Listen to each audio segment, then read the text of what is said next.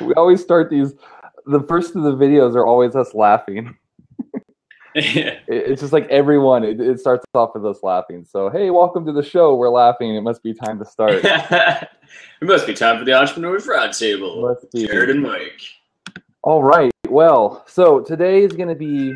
I kind of want to say like different, but it's actually not. It just feels different because the last few episodes we've had like really awesome interviews. But This one's gonna suck. No, it's not gonna suck. I'm all ready to go. I feel like we skipped a week because we didn't do it on Tuesday. So I feel like I've got like the pent up energy of like 2 episodes, because we didn't do it last week, and then now we're here. Jared has sexual aggression he needs to get out on blab. Whatever, Mike. That's what. Anyway, so here's the thing. I used to have a different show, completely different. It was just like a thing that a friend and I did, and it was like comic book based, as my normal background gives you any hint. I actually, even my shirt. But and so we did a lot of these like lists. Like we do our show, and I was always trying to find topics of different comics and stuff to talk about. And one time I stumbled across this list that was like top 10 most powerful superheroes and like all of the stuff. And I read it and I was like, this list is crap. And so like me and the guy that we were doing this, we started talking about how much we disagreed with this list. So we're like, you know what? That's like our next episode. And it ended up lasting like 3 episodes. For us both. We realized that each of us creating top 10 like took way too long. So then we started doing a lot of these episodes to where it'd be like top 10 this, but we'd each do 5. That's why I said, okay, we're each going to do 5. It gives 10. Otherwise, we'll be here for like 3 hours. I'm interested to see how we're gonna like be on the same page with certain things and like certain things that you're gonna do. I'm gonna be like, oh crap, that's a really good idea. Yeah, because mine are like I've got my 5, and they're not very technical. They're more of like I don't know the word, but they're more of like not. I don't want to say vague, but it's like more like whatever. It's not like you need to be using Evernote, and here's the features of Evernote you need to be using. Yeah. I didn't go technical with it at all. These are just kind of like things that I've learned. And a lot of them, some of them I've said in these conversations, and some of them are going to be kind of obvious. But I found as an entrepreneur, it was the obvious stuff I heard when I started that I kind of ignored because it was so obvious is what like kept me back for so long. It wasn't until I went back and go, okay, this obvious thing I've been ignoring for like a year and a half. I should just do it. And then I would start to see like massive results. So I went ahead and left some of the obvious ones on there just because they were kind of a big deal. Yeah. So absolutely. Yeah, just in case, because we know what we're talking about, and in case you didn't get it from my not amazing grammar description, I was running out of words. We are going to be doing our top 5 business. So it's really a top 10 list. We're going to be doing our top 5. Thanks, Mike. I gave you feels. All right. Did I just click your picture? Oh yeah. I think you just. Yeah, I just click it. We'll just give each other feels for like an hour. I wasn't doing anything when we were with Ryan because I was like, if I click anything, it's gonna mess everything up. So like, I didn't touch anything. And I was like, I think if I do this, I'm just not gonna mess with it. Like, put hands behind my back. Anyways, so we each came up with 5, like our top 5 things, or I guess we could even call it random 5 because I doubt if we literally spent hours like looking at everything we know. It's like what came to mind at least as pieces of business advice that are super helpful. So let's get started. Do you want to do it where we just kind of go back and forth? Back and forth, yes. Okay. So mine aren't actually in order of like number 5 is the least important number 1. Like these are as I thought of them. So I guess technically, if you believe in the whole like Freudian slip type thing, I guess technically they're in order of most important to least important because that's the order they came to mind. Okay. So what is your? So what is your? So I just thought of 5 things. Yeah, me too.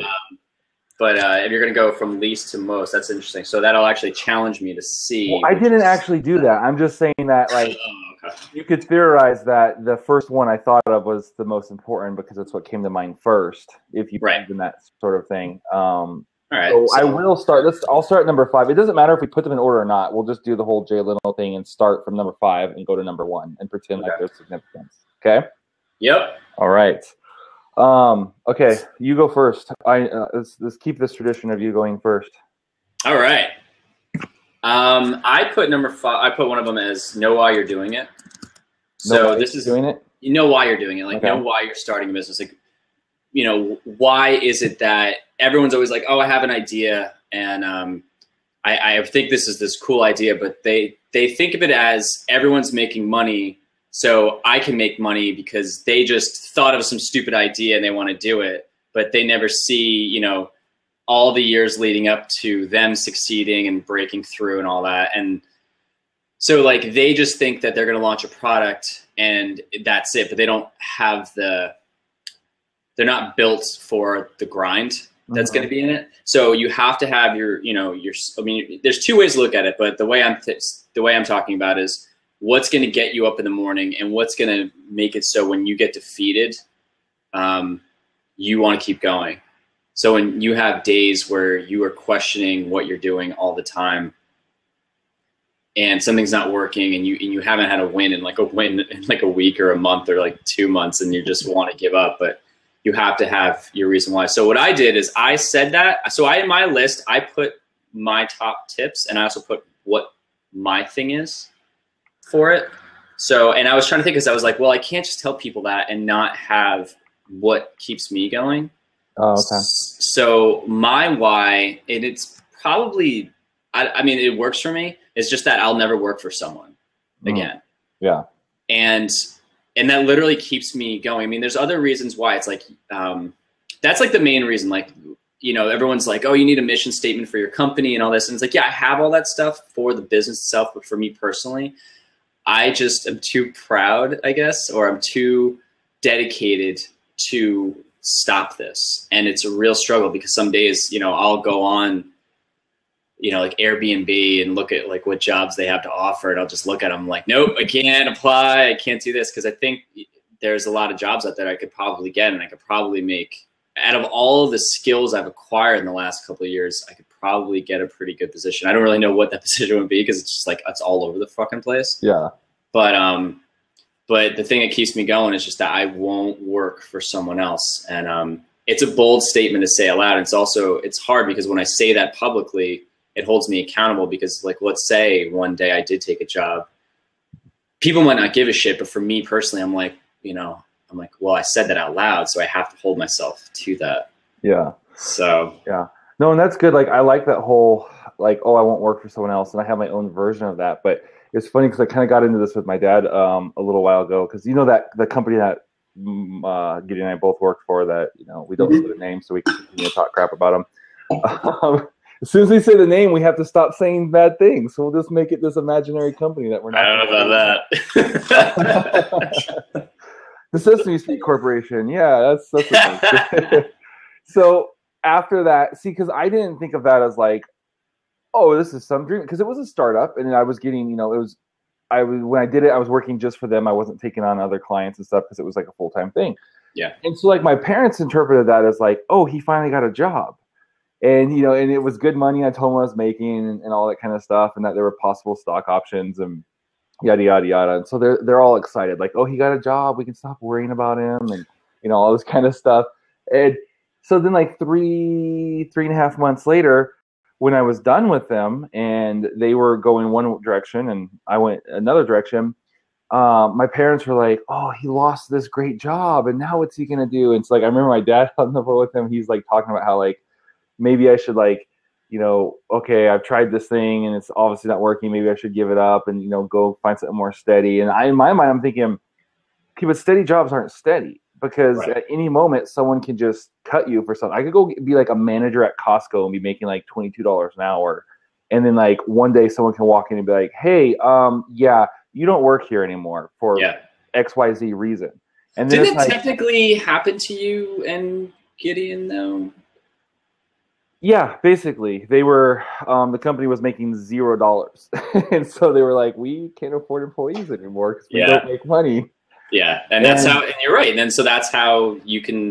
There is no security. Exactly, and that was my thought. Like, I didn't say it to him because, like, I feel like there's not a lot of reason to like argue with someone that has such a different mindset that like you can't even have an argument.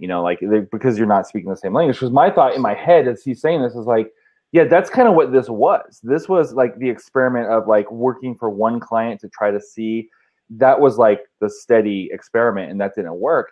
And it was funny because it was like a week and a half or maybe like 2 weeks later, I went out and got a project for like for over $3,000 just for one project, which wasn't like it wasn't even gonna take a lot of work. It was an easy project. Not to say it was like nothing. I mean, what I was doing for the client was a big deal for him, but a lot of it was like the technical side of setting stuff up, which I'm really good at, and then just a little bit of like some writing, with a few things, which is what slows me down a little bit because I'm good at writing, but like it's really hard for me to write for other people because I have to like get in the mood to sit down and like go to Starbucks and write.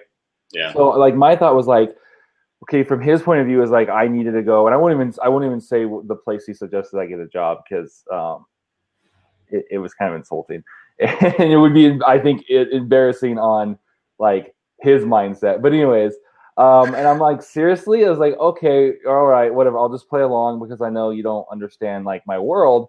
And then like, and my wife's like, no, I trust you. Like, I don't, whatever. And I'm like, all right, okay, no big deal. So I went out and again, we're starting up the whole Entrepreneurs Roundtable, but I know that stuff takes time. And I was like, okay, so now I need to make a little bit of money. And I already had some money set aside. And so then when that kind of started getting a little bit low, I was like, okay, I got to go find something. I emailed the guy and I was like, hey, your website sucks. Here's how I can help you with some stuff. And he was like, hey, you're right. My website does suck. And it's so bad that I haven't been able to get anyone to like work on it. I was like, let me work with you, and I helped him out, made, I don't want to say easy money, but compared to like, I got, using that Costco example, I got fired from Costco. Oh, maybe Target is looking for managers. Oh no, I'm going to have to take an entry-level job and maybe work my way up, or, I might have to move, or just whatever it is. And so it was kind of like, that made me, when you said, knowing your why, it was like, no, my why is because I can control my life better.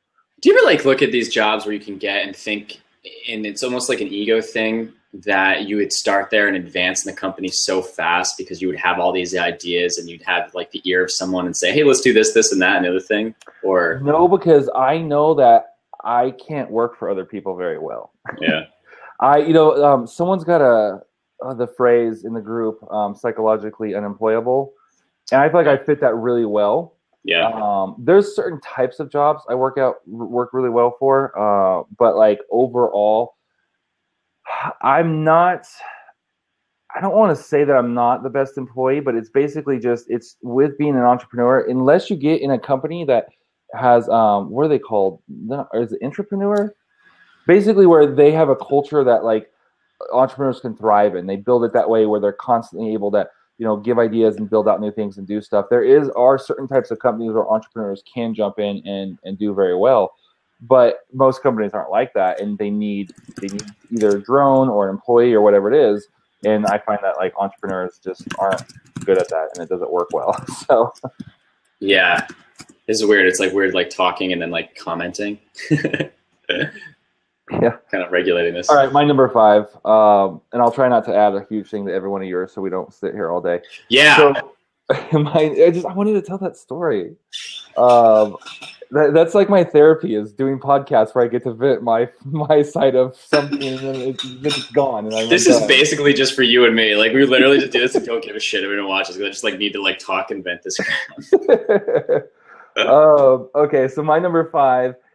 And I will give a little preface to this. This is my number 1 way that I know if someone's an entrepreneur or not. Okay. Not how much money they've made or how much whatever is the response to this. And it's always say yes. And I have in little brackets, figure out later. And I can tell if you're an entrepreneur or not by if you have a problem, the difference between if it's an excuse or if it's a challenge to overcome. And so when people say they can't because of something, that immediately tells me they're not an entrepreneur. And I don't mean like, oh, you said you can't figure out how to get to Mars before Elon Musk, so you're not an entrepreneur. I mean like basic stuff like I talk to someone and they're like, I'm going to do this and I'm going to like launch this thing. And then it's like, okay, so have you done that yet? And I'll see them a month or 2 later and they're like, no, I haven't been able to do it. Well, why not? Well, my laptop broke. Yeah. And I'm like, okay, but it's been 2 months and I understand you don't have money, but like, I remember being in a spot when like my computer was broke.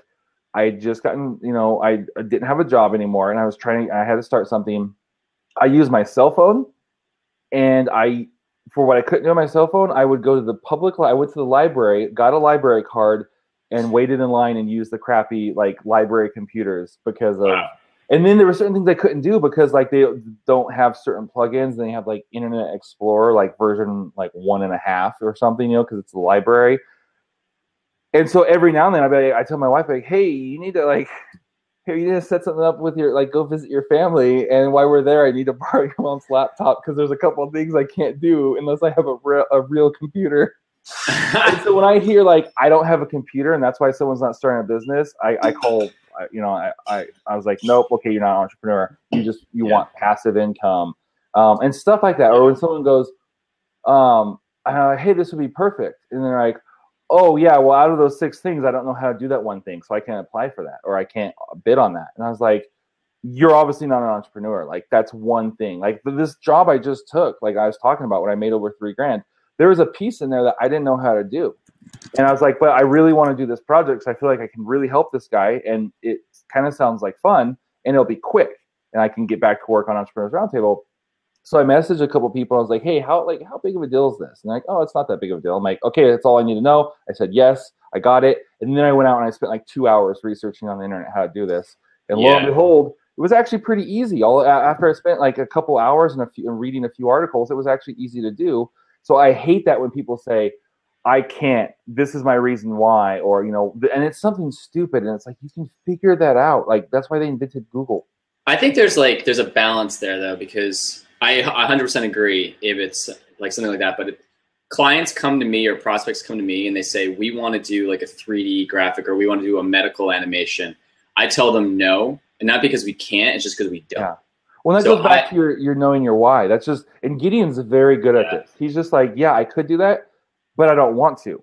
And that's different. A big thing. I'm not someone who's like, I want to do this or I need to do this, but I can't because of this reason. And then it's like, you just need to figure it out. I'm not saying that if you ever say no, but yeah, I know Gideon's like the master at that. And sometimes like I go to him all the time for encouragement when it's like, I need to turn a client down, but I don't really want to say no to money. And I just go and he's like, he says a few things and like, normally they're like hilariously overstated, like, like F the client, like burn their money or something crazy like that. And I was like, that's why me and Gideon get along. Yeah. I was like, all right, yeah, I'm going to go say no to this person, yeah. And so it's always funny. I always go to him, like call him or message him for encouragement whenever I need to either say no or like say, if I'm going to do this, because it's kind of a crappy project, it has to be at a rate that's going to make me feel comfortable doing it. It's funny too, because everything advice we'll give to other people will still be in those moments where we need it from someone else that we trust. So I remember when I was in Austin a couple months ago, Gideon called me up at night and he was like, dude, I have this issue with this client I need some advice on. And I was just like, dump him. I was like, this is your mental real estate that you're giving up here for a person. And that's nothing. And I think a lot of entrepreneurs, the thing I hate hearing from them, this kind of breaks it from a little bit, but it's like, I feel bad doing this. I feel bad charging. And like, I fall into that too sometimes because I'll do things for friends and say like, oh, I feel bad charging you. And I really just stop that. Like just being like, if it's gonna create results that I need to market with, then yes, I will give more time to it and not charge because there is a value to it for me. But like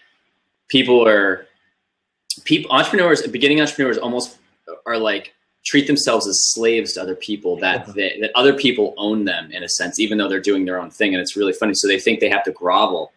And I think a lot of entrepreneurs should really start and just, I don't know, they should charge out the ass. And it's like you have, like Jay Vick said something to me today. He was doing something. He said, I'm not an expert at this. It's like, no, you are an expert at that to them because they don't know it.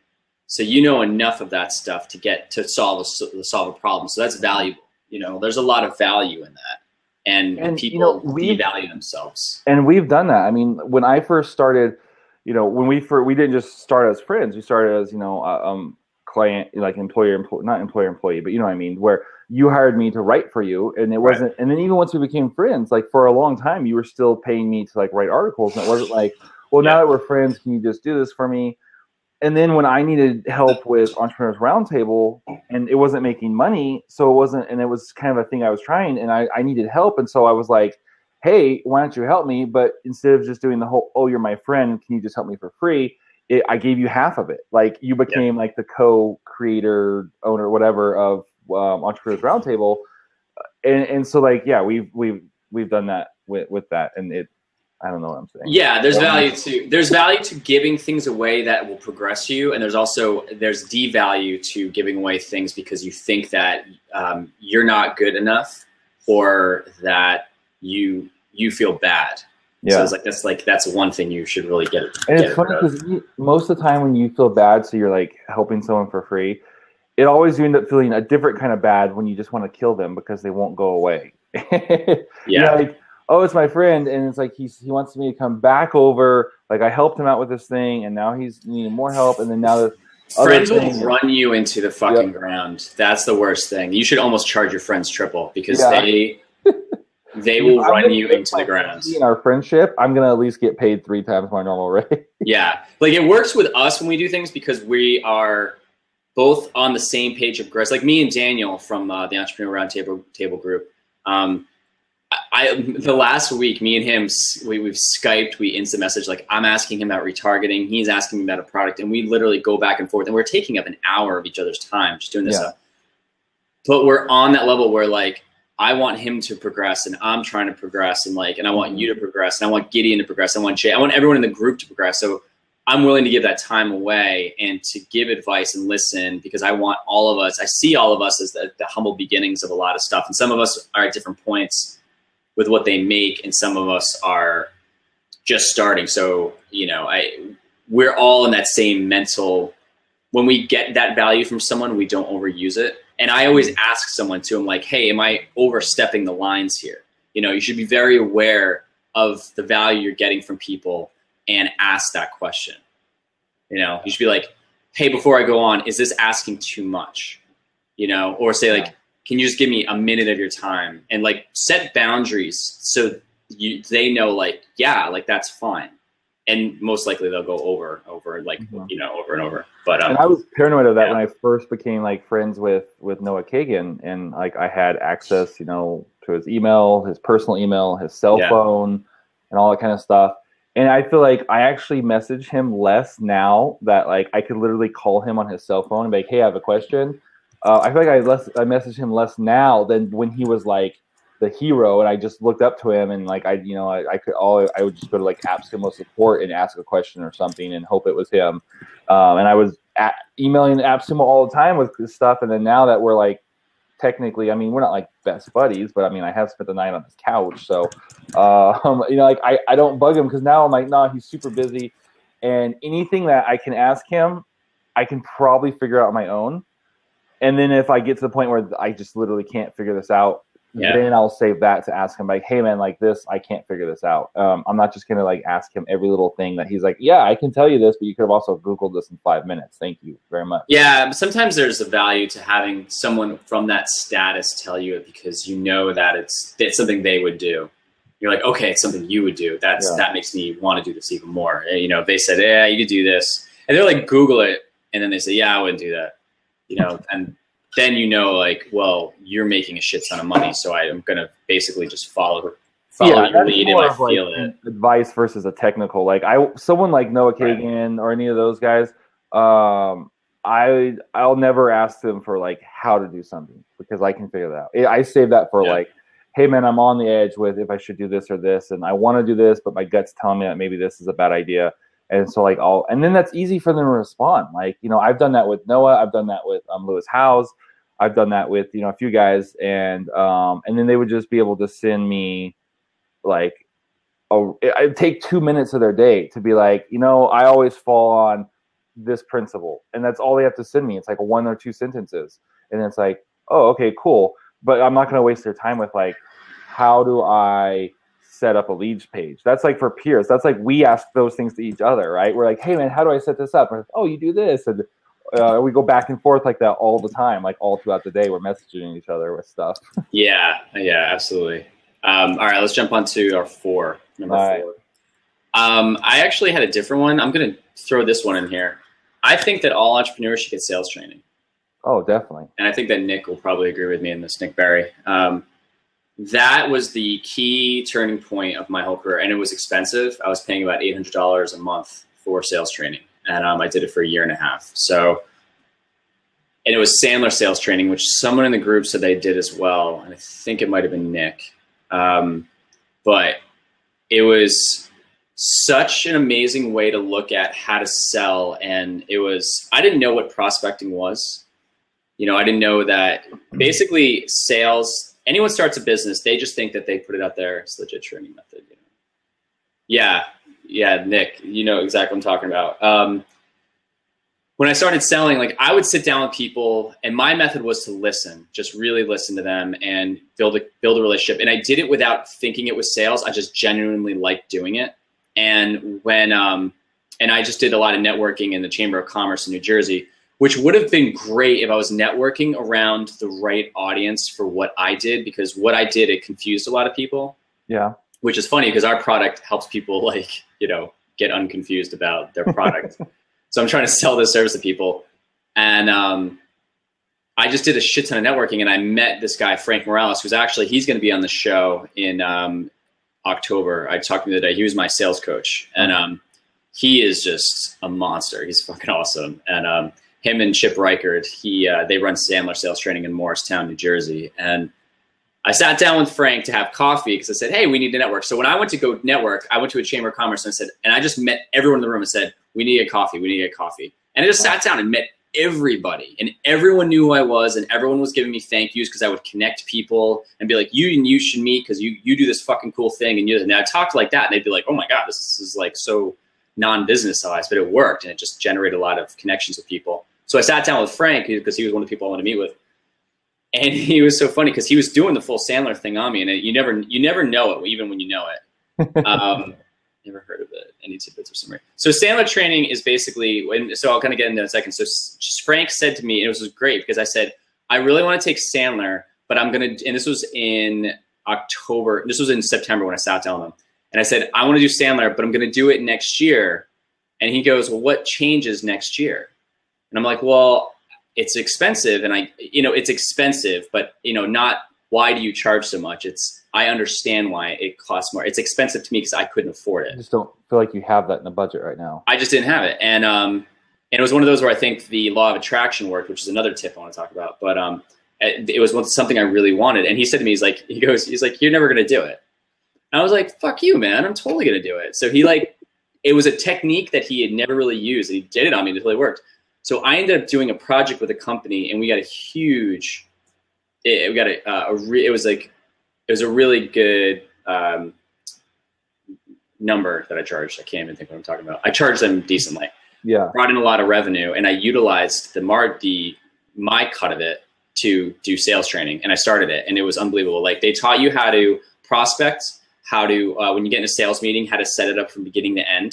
So you follow a system at the beginning. So you'll sit down with someone and say, like, before we start, and you list 5 things that are going to happen. You're like, we're good for the hour, and they say yes. You're like, great. What we're going to do here is I'm going to ask you questions. That's cool. And they say, yeah. And you're like, okay. Now I'm sure you're going to ask me questions, and you wait for them to answer, and they say yes. You say, great. Now at the end of the conversation, if you feel that I'm not a fit, are you okay letting me know? And you pause, and they're like, yeah. And you go, okay. Well, at the end, if I feel that you're not a fit for me, are you okay hearing that? And it blows their mind, and they're like, absolutely. And you start to see they kind of move towards you a bit more because they put down, the whole point is put that wall because they think that they're above you and you're below them. And they also have that huge defense. So when you do this, it just levels the playing field because you're like, look, I don't know if I want to work with you at all. And yeah, it's an awesome tip. That has helped me sell over $10,000, like $10,000 deals in one sitting where I've literally, I've given them the contract at the end of the meeting in one shot to the president of the company, and they signed it in front of my face. Wow.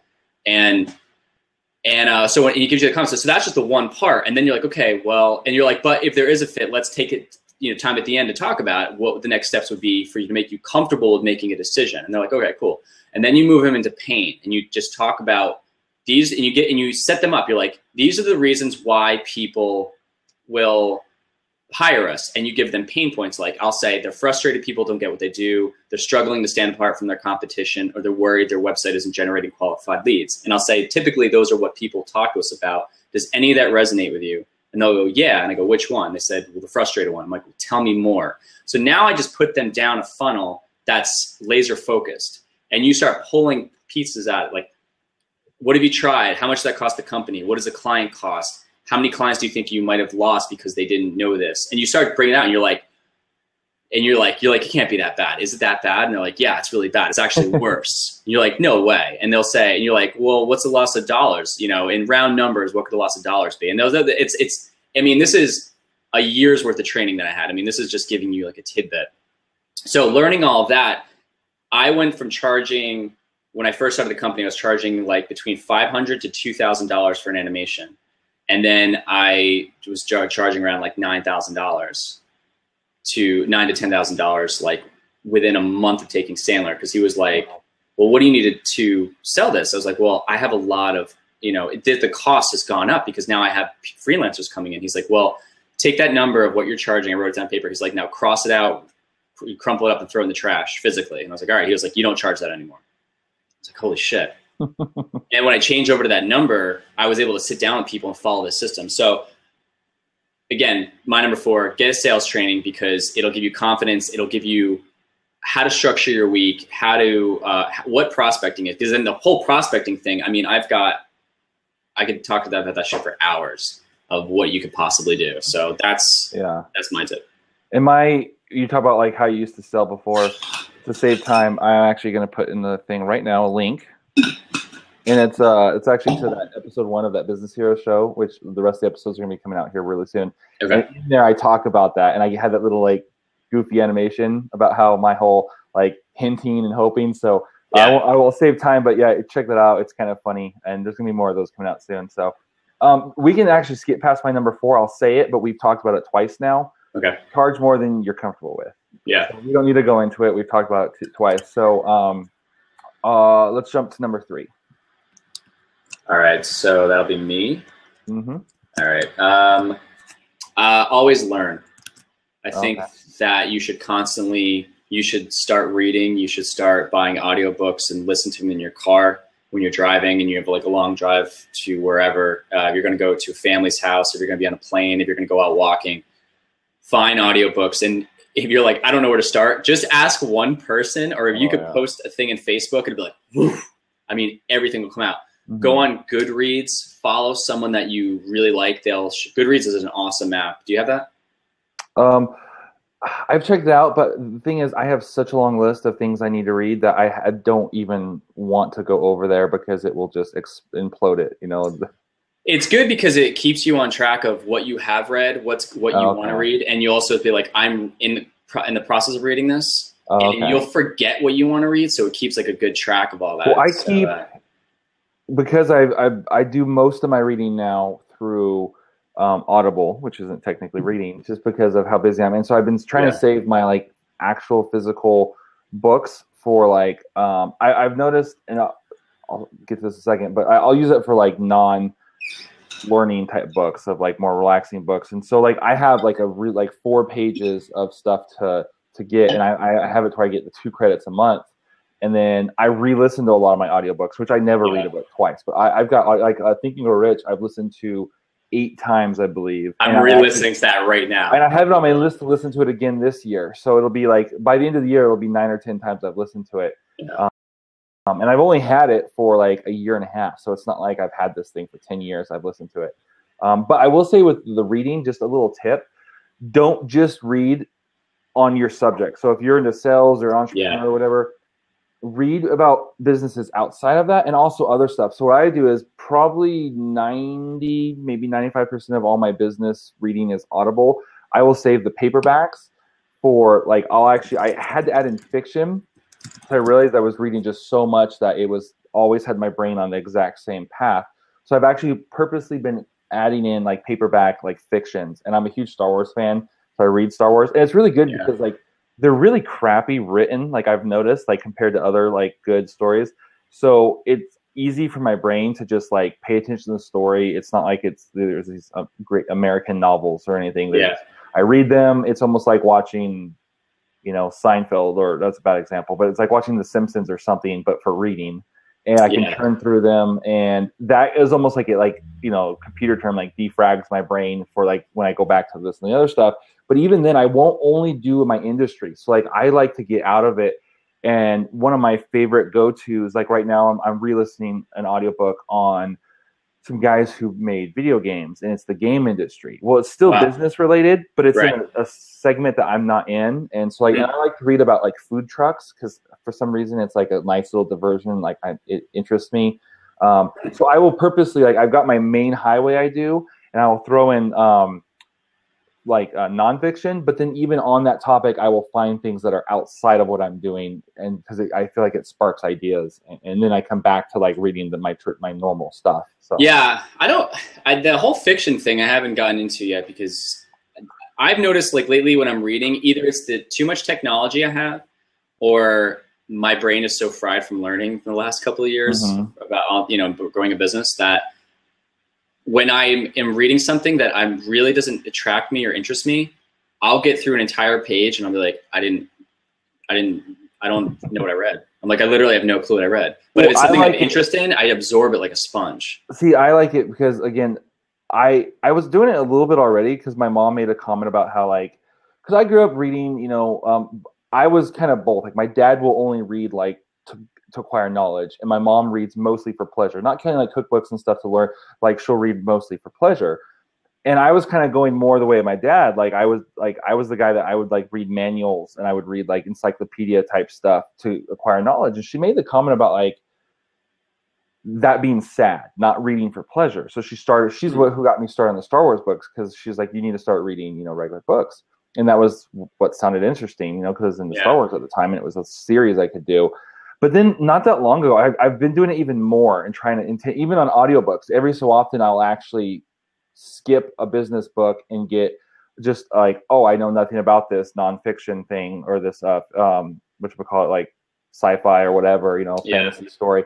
Because I actually read something about a year ago. I'll try to find it and post it in the group if I can, because I don't remember all the stats, but the gist of it is it like turbocharges your brain because the storylines and the plots, it was something like 6 hours or 8 hours after you read it, your subconscious is still processing the story. So it was almost like, how you work out, and it's not just why you work out. There's like a half-life of like your body still getting the effects. Oh, yeah. Reading stories with characters and plots is the exact same thing for your brain, to where it keeps working for like half the day after you've read it. It's funny because when I read The Alchemist, I did an audiobook. So when I was driving from San Francisco to Portland, I just put The Alchemist in, and you're right, it did that actually. It almost became something that I just longed to do again. And I actually went through it again when I got to Portland, and I listened to it again. I blasted it. It's a 4-hour book, like listening to.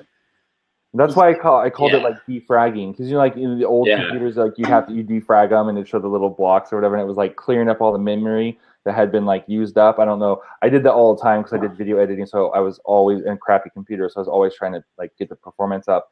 So I feel like it's the same way. Like I have my thoughts and my stuff everywhere, and by reading that, it's almost like going through and taking out the blank spots and refocusing the memory. Like, that's my analogy I use. I don't know how scientific it is, but I find it as a good tip. I'll have to try that because any book I have, unless it's progressing me with a business mindset, I literally will bounce from it. But at the same time, at the end of the night, like I just need to just disconnect from everything, and I'll watch Netflix or Boardwalk Empire or something. Just sit there and get maybe lost. Start with like business parables, like the one you did. That's what that would be. The Alchemist. That's a parable. So start with those. So it's still business related, but it's story. And there's a few of them out there. There's Richest Man in Babylon is another one. It's a collection of parables. Okay. And I kept hearing about that one, and I finally got it. And it's about financial stuff, not so much business as it is financial and investing and how to handle your finances.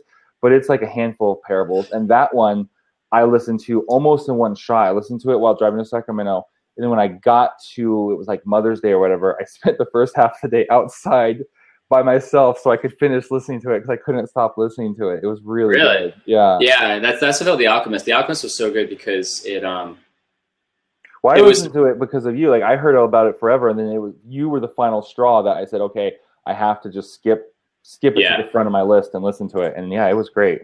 Well, it's so good because it's just I could relate to it because it was just about a guy looking for gold. And my top tip, like my why, another reason, like my number 5 when I said why and I wouldn't work for people. I've been trying to do something since I was like 10 years old. I've tried to start a business. It's been across the board, and Good job, Nick. Real quick, if anyone wants to share this, there's a little tell little birds thing if you want to tweet it out. I know some people are watching, so and I figure it never hurts to ask if you want to just let your crowd know on Twitter. But yeah, it was like it was such a cool story because this guy, he's looking for this treasure, this this personal legend and stuff. But at the same time, when he's in that one shop and he's like helping build a business, they just kind of interweave that in, which I thought was cool. And I also felt justified with like a lot of my failures that like hurt, and like I still carried around as baggage. When he went through some of them, I was kind of like, I feel like I can let that go a little bit now, because like like when he got robbed and some other stuff that happened, and times he just got he got robbed a few times. It was, to me, it was like solidarity, and I was like, what, like I was holding on to that, and I was wounded from that failure from like a year or however long ago. And I was holding on to it as baggage. And reading The Alchemist, I did feel very therapeutic. I listened to most of it while doing some yard work. I was sweeping the pool and mowing the lawn. And by the time I was done, like I felt like 3, maybe even 5 years younger by the time I was done listening to that, because I let go of a few things that I'd been holding on to too long. Yeah, you see, like other people have gone through it too. And the guy who wrote that story wrote it as like, a reason to connect with people who understood that. Yeah. Yeah, he said he's got to alternate stuff too, so. Yeah, man. We should probably post some like good fiction books in the Entrepreneurs Roundtable group. Okay. Because other than like my crappy Star Wars books that I just like because I've been reading them since junior high, I've actually recently found some really good ones because I've been trying to be more intentional about it. So maybe start a thread or something in there about that. I was thinking of like buying the Dark Tower series, the Stephen King. Dude, I hear it's amazing. I haven't got around to it, but I've never heard anything bad about it. Yeah. I remember when I was little. I mean, I'm 36 now. I remember when I was 12, I think, or 10. I remember he had like the first or second one out, or something ridiculous. So I thought that was cool. And I really like series. I was a big Harry Potter fan. Okay. All right, so let's jump into our second one. I still have my number 3. Okay. I'll go quick. Well, let's go quick with this one. So let's try not to talk about it too much. So the whole roundtable thing is an example of, anyways. I put find friends in your industry fast. So when I got started, I honestly believe that I wouldn't still be doing the business, or I would have stopped and started over and over if I hadn't have joined the Entrepreneur group. And first I met Ariel and Gideon, and a few other people who have faded a little bit. And then a few months later, I met you, and now you're basically like a business partner. Gideon's like one of my closest friends. Yeah. Ariel actually has helped me get a lot of work in the past and helped me, with stuff, and vice versa. I've helped her with a lot of stuff. So that was a big one, is get friends fast, because you can't, I personally don't think you can be an entrepreneur in a vacuum. And if you do, you're going to be so messed up after a few years that you're going to be giving all your profits to a therapist anyways. That's true, man. That's a really good point. I feel that, and anyone who's, watching now, we have a Facebook group called Entrepreneurs Roundtable. Actually, I just updated it and gave it an actual URL, by the way. Oh, okay, cool. Yeah. So, let me see if I can get that and put it in. I can't. Yeah, there it is. So we have this group here. You guys want to check it out? So we have this free group. It's for entrepreneurs. And so like Jared's saying, it's a really good place because you're surrounding yourself with people and you're making friends too. So you can ask questions and be like, I'm stuck with this. I have this question with this. Or you want to say like, I'm launching this. Can you fix something? Or like, hey, this book is really good. It's just really good. It's basically what we're doing right now, but it's like a continuous conversation. Yeah. And so yeah, I mean, but like surrounding yourself with people like that. And then like Gideon the other day, he got a business coaching client, and it was just one of those where you're like, yes, it's like you're rooting for him. Part of you had a personal win, even though it was Gideon. Right. Like, we've seen him working on his thing. He got this client, and it was like a win for all of us. And there's like a few dozen other people who had been following these threads. Specifically that conversation, where we all felt like it was a win, and it wasn't just Gideon who got this win. We all did. We all got to participate. Do we have an MVP, by the way? I think we kind of broke from our normal structure today. No, we're just kind of doing this today. We don't we're not doing the whole.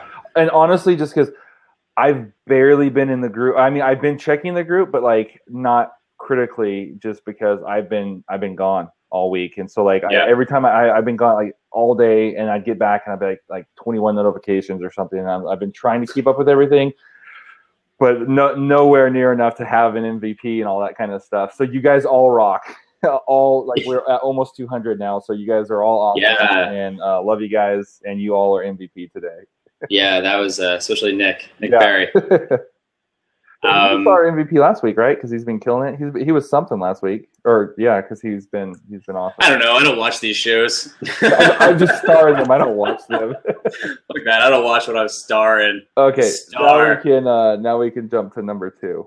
Number 2, I would say find a mentor. So there's a difference between a support system and a mentor. A mentor, it could be done in 2 ways, where you could pay for them, or you could find someone who you can just buy coffee for once a week or once a month, or buy lunch and just kind of pick their brain. But I'm actually looking for one now. I'm looking for someone who's made and grown $1 million companies or multi-million-dollar companies and sold them, because I would love to sit down with them once a week or once a month, whatever it is, and really pick their brain and just say, this is what I'm doing. Can I just tap into your brain and just see how you see it? I want to see what I'm not seeing.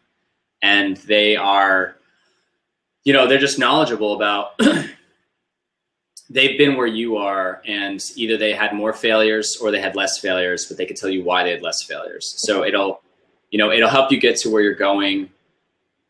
I could say it's going to help you get there quicker, because the only way to get anywhere is to take action. You can think and think and think and think, and then they'll like, the book, The Secret, will say all you have to do is just think about it and it'll appear. And I think there is a balance between that, because if you don't take any actions, hey, thanks, Vicky. Thanks for sharing that. I think that if you don't take any action, it's not going to lead to anything. But there is something to thinking about it and manifesting. So right now, I'm actually, for the last month, I've been really doing a lot of putting it out there to the universe. Like, I really need a business mentor, and I really need to say, so I'll say it out loud, and I'll post it more. So if I just think it, it's not really doing anything. But if I say it like here, someone might know someone, or, someone would, I don't know, but it just puts it out there. So yeah. I would definitely find someone.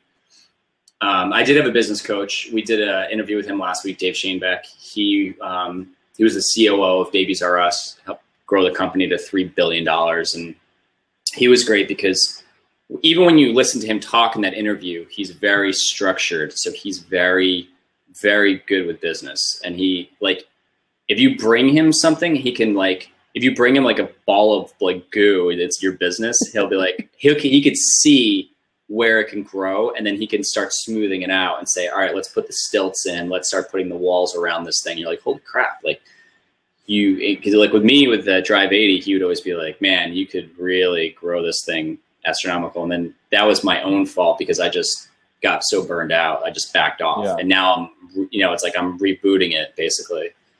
But yeah, so mentor, business, that's my advice. Awesome. My number 2, I wrote kind of as a quote.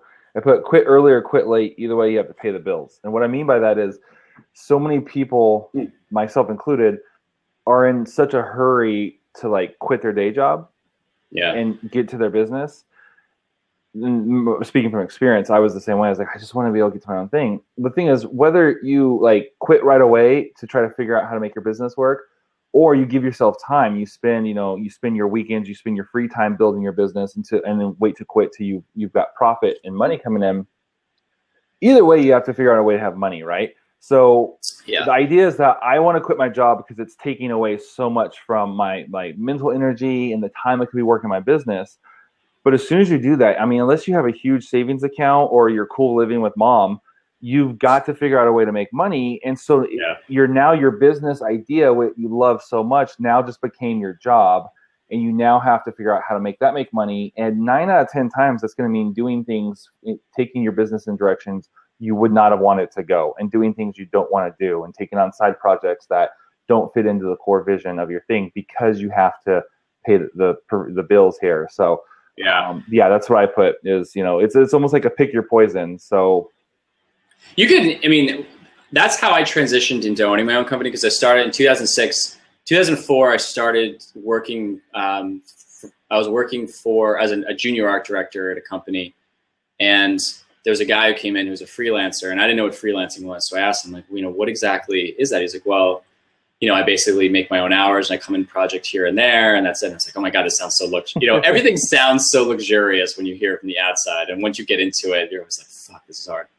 But I was making 40 grand a year, I think, at that point, and which is really low in New Jersey, and which I found in Portland. I mean, you can live awesome, or you can live well enough, because no one here goes like ape shit with their money like they do in New Jersey. And so but then I heard he was making like 125 an hour, and what was I? It's like 24, 25 at the time. So that was just an astronomical amount of money for me. So I started envisioning it. I was like, I want to freelance. I really want to freelance. And then by 2006, at that point, I got promoted to an art director. And that guy contacted me and said, look, I've got some work. You should jump ship anytime. And at that point leading up to it, I was doing websites on the cheap and, and learning how to code and doing design work. So I was starting to, it's like I had the vision of what I wanted to do. I started to just pick up side work. So the money started to come in. And then I found someone who said, I can fill in that gaps so you can come and work for me. So I was like, all right, I'll just be a full-time freelancer. So I jumped ship and went with him.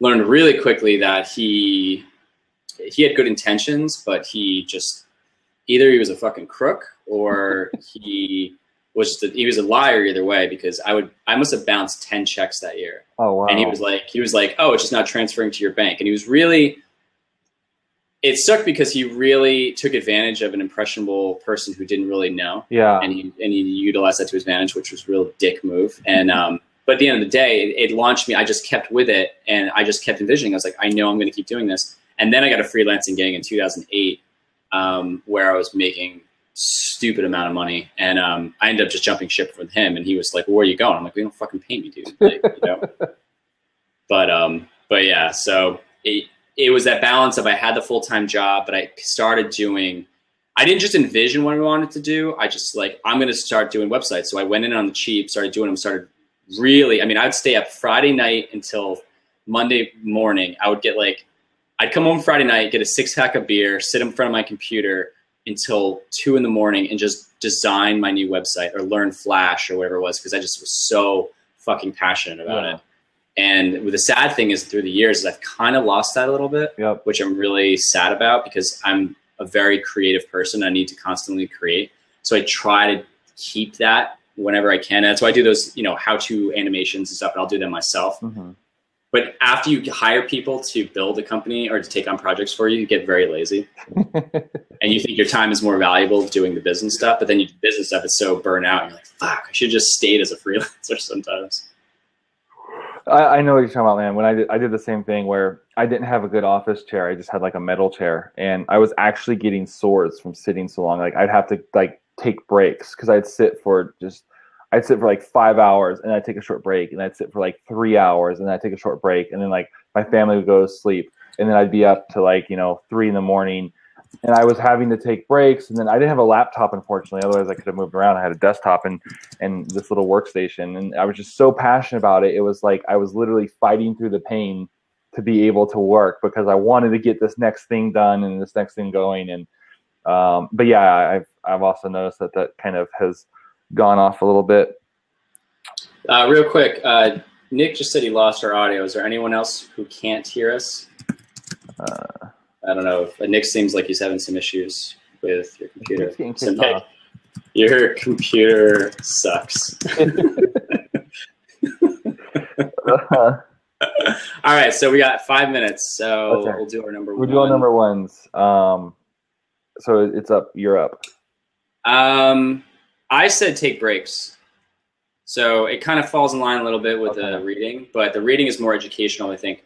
The taking breaks, I think it's okay. So today, his audio came back just in time to hear you say his computer sucks. Your computer sucks, Nick. I think taking breaks is good. So you should have your 1 day a week or whatever it is, and I think it's okay to take a full day off.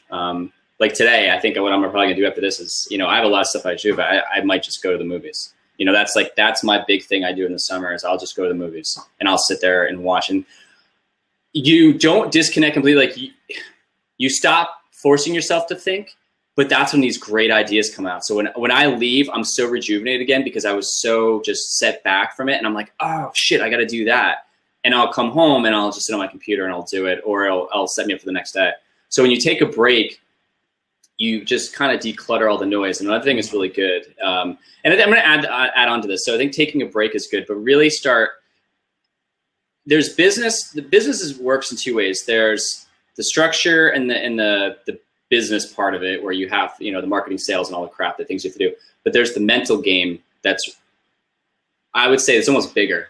I'd say that's probably the 90% of it. It's you know, what keeps you in line, but learning about the law of attraction, learning about positivity, learning about, you know, the negative things attract negativity, positive attracts positivity, longing for where you want to be, that really brings it into your life and it makes things happen. So meditating is a really big thing with that. And then Think and Grow Rich, at the end of the book, the guy starts talking about how he literally would meditate at the end of the day, every day for 15 minutes or something like that.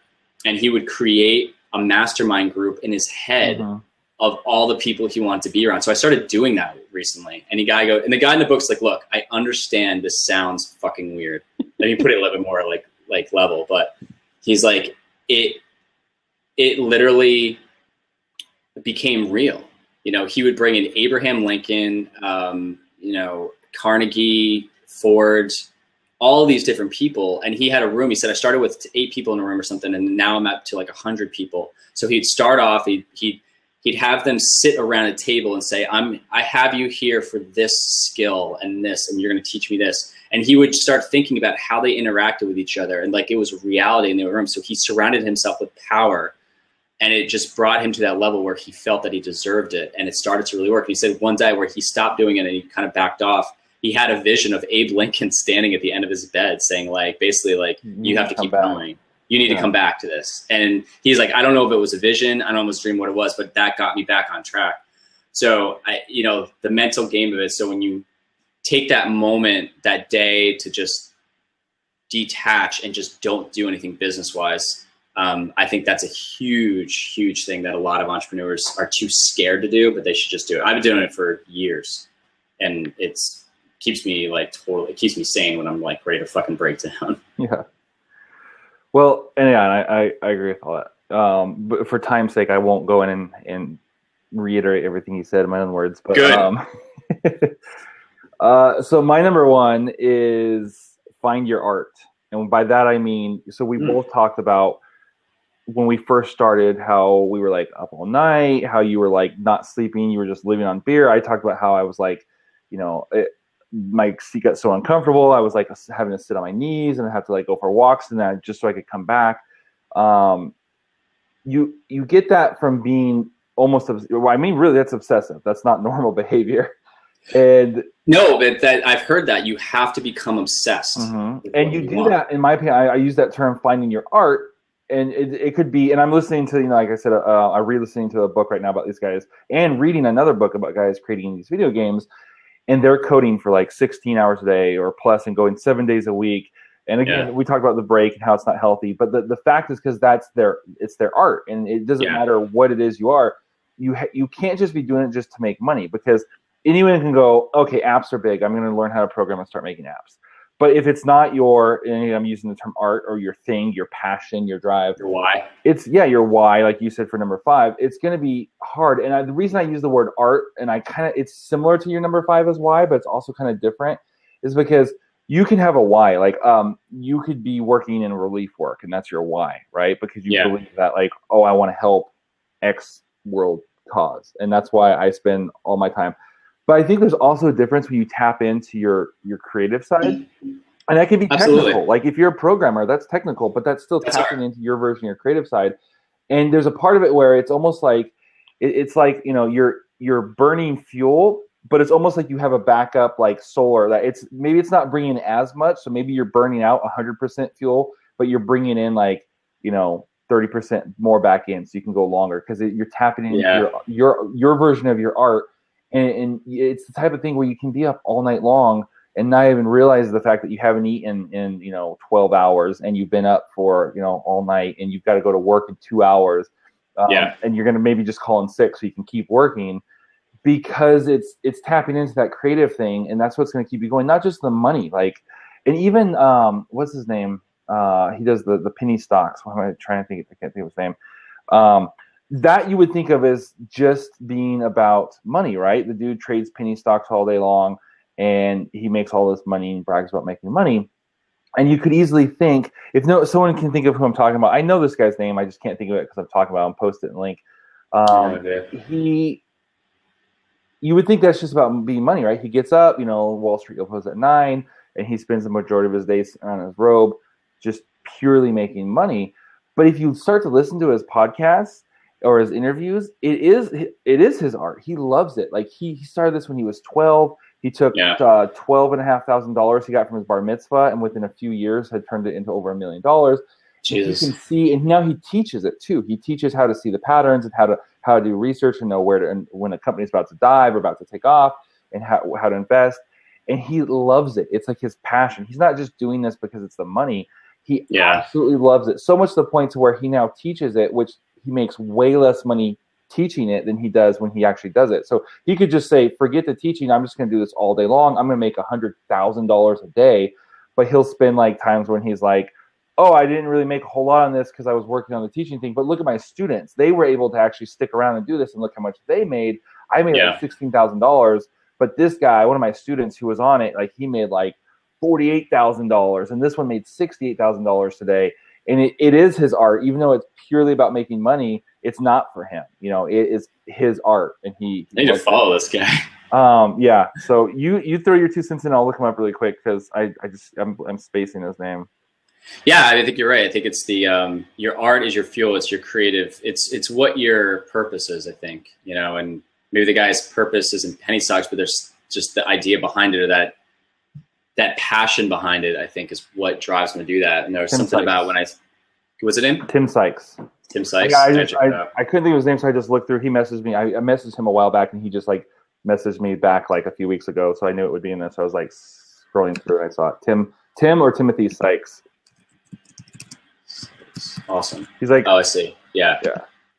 Yeah. Like everyone's following him. Oh, but I know he's huge. And I guess like here's another thing too. Here's like a bonus tip. Don't get jealous. Don't look at other people and their success and be like, why am I not there? Why am I not there? Success is plentiful.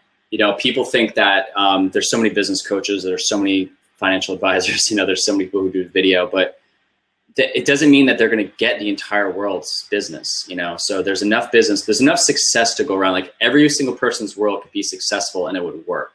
So I think people need to let go of the zero sum game where, if they, I think it's how it goes, where if someone else wins, you lose. It's like, if they win, you win, and if you have to utilize that methodology because you have to really cheer for people.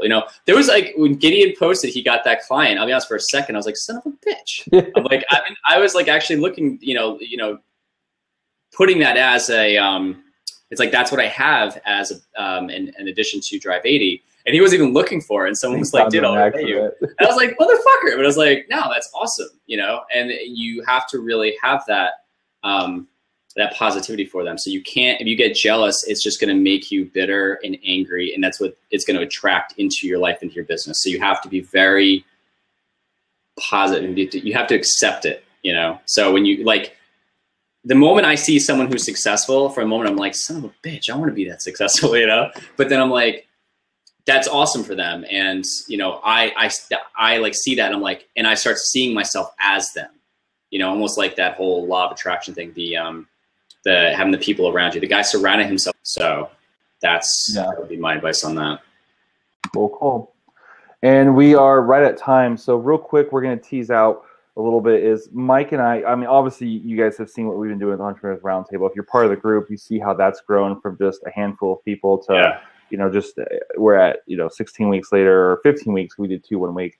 We're almost 200 people, and we haven't really aggressively marketed it. It's just people enjoying it and then adding their friends.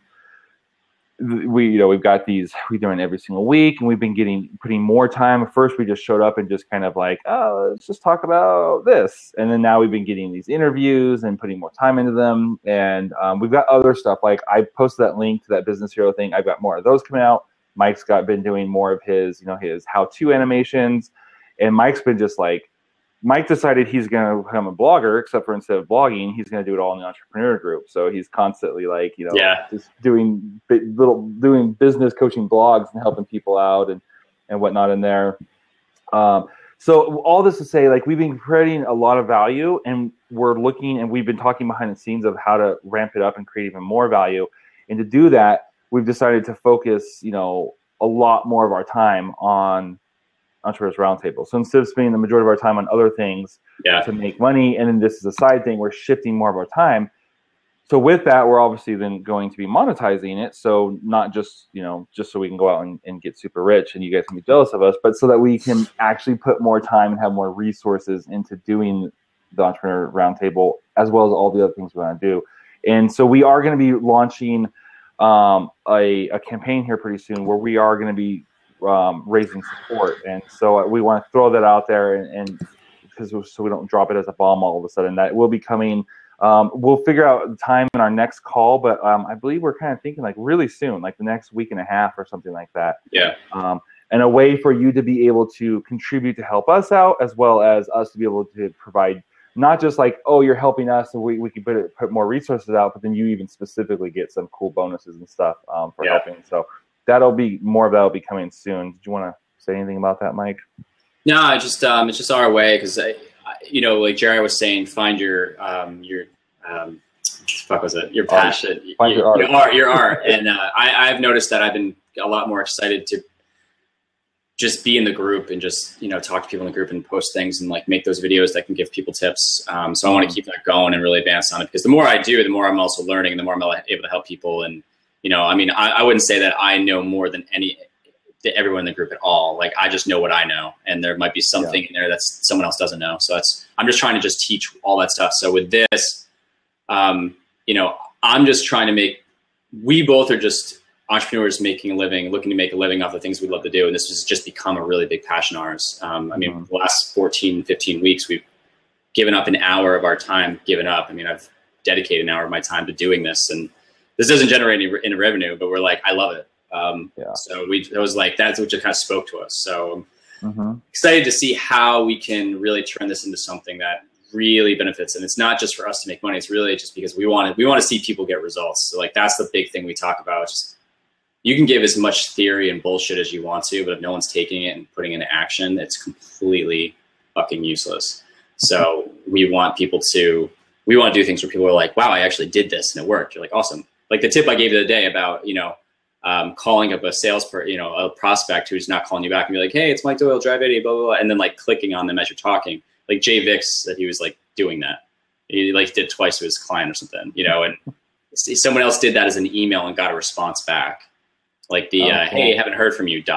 Or like, hey, I'm going to close the file, ... And someone got back to them and was like, oh, and it actually generated, I think, like $6,000 worth of business for Jay, like something, because he did that email. Wow. Just a little tip that you were able to post in there. Yeah. Just because I was like, hey, and someone was like, wow, I actually am stuck on there. And they did it, and they generated them thousands of dollars, and I think I'm stating that correctly, but he was like, yeah, it got me like a year-long client and it upped it to this or whatever he said. And so I was like, just because I took the time and made a little video and or posted it, and they were like, wow, I did that and it worked and it generated me money. So it's like, yeah, fuck, maybe there's more things I can help people with. Yeah, and that's the idea, because we have so many ideas of the things we want to do to provide even more value, and little things like that then, made Jay $6,000 in one day. We're wanting to be able to work, because we talk all the time and like these little things that we know and these ideas we have, but it's like, oh, do we have time to get around to it? And so we're kind of wanting to be able to bring a lot, basically become content creators in that sense.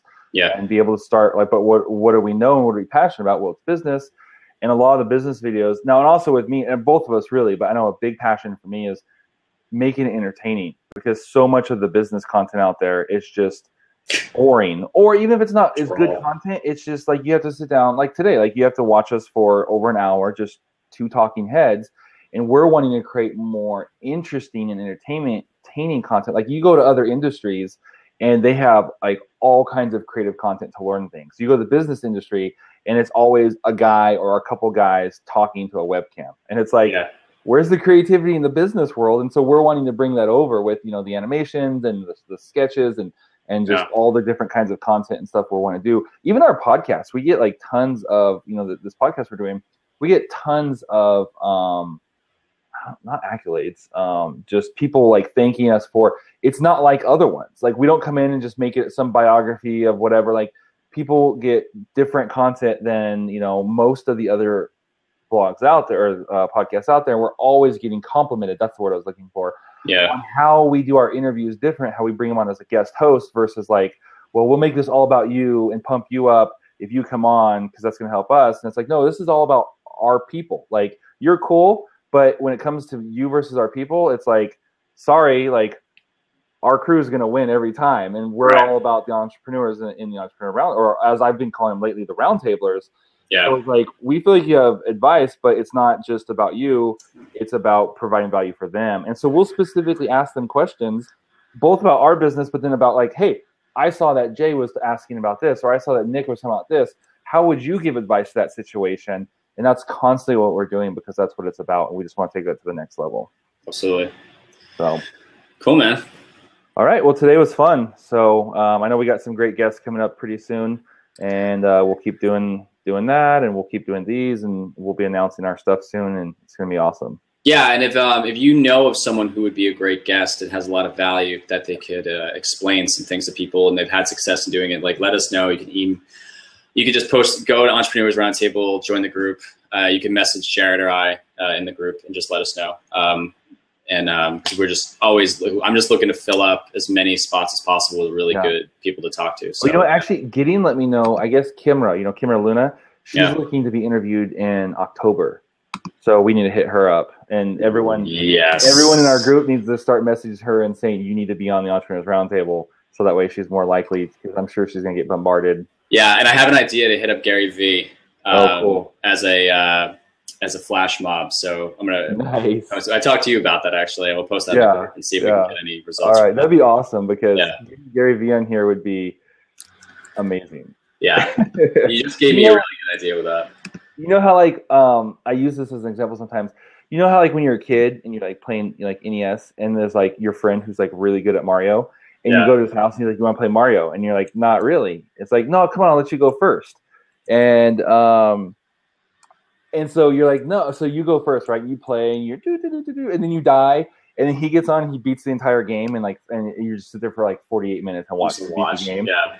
That would be like with Gary Vee. He'll come on like, oh, welcome, blah, blah, blah. Oh, God. Here's our first question. And the rest of the time will just be him like riffing and just like answering the question and going into other things. And we're just sitting here like, oh, yeah. My buddy Bob, real quick, we got to sign off. My buddy Bob's wife, she is a she is a producer on CNN. And she sat down and interviewed Gary Vee 2 weeks ago. So Bob emails me. He's like, dude, Katie just interviewed Gary Vee. I was like, holy shit. He's like, yeah, the guy didn't shut the fuck up once. I was like, because he doesn't know who he is. I'm like, oh my God, that's amazing. And then actually his friend just got a job with his company, Vaynerchuk Media, as the senior marketing director, something ridiculous, something like a really cool spot. And I was like, she just wrote her ticket, man. Like, that's amazing. Well, we're going to have to put a campaign together and leverage the group and do everything we can to get him on our show. I don't care if he talks the whole time. Like, he can talk the whole time. Absolutely. Absolutely. Cool, man. All right. Thanks, guys. We love and appreciate all of you guys. So we'll see you all next week. We should be back to our Tuesdays now that my traveling is over for now. So, all right. See you guys. Later.